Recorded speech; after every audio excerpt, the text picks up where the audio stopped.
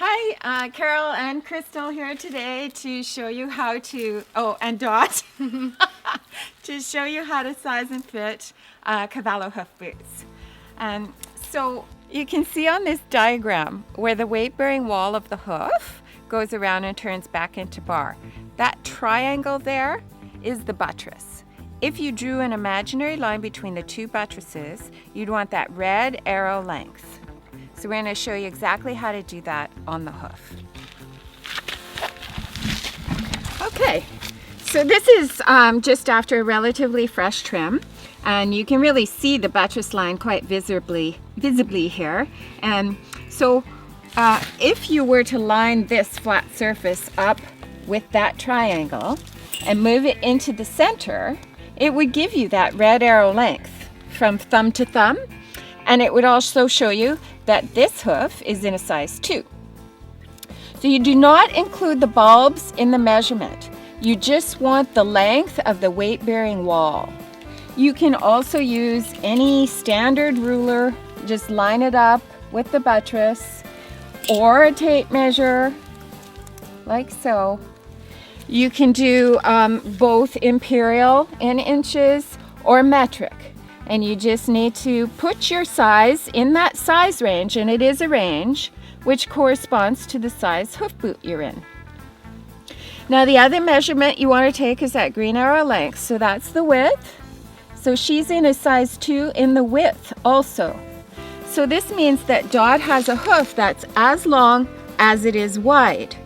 So she would be in a regular sole, because the sole of a regular boot is as wide as long.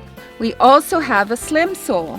So if, for example, her length was in a size 2 and her width was in a size 0, she would be going into a slim sole boot.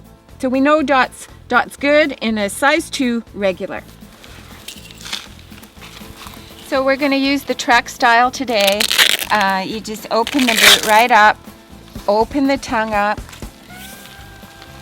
simply pop it on the horse's foot. If you have difficulty getting it on, it's too small. It really just pops right on nicely. If you have to force it on, it's too small. Just put it back in the box and we'll move you up a size.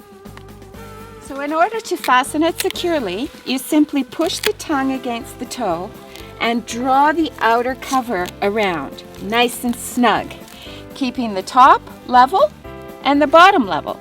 You don't want to do it up like this or something, just nice and snug. And that's basically your fastening procedure. Now, the second test you can do to make sure you've got the right size, if you can wiggle the boot a little bit side to side, that's fine, because the hoof expands in weight bearing and even further in motion. But if you can wiggle it, rotate it around independently of the hoof, then it's too big, throw it back in the box and we'll move you down a size. This boot fits Dot perfectly.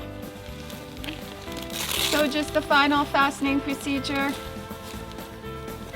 She's all fastened and ready to ride.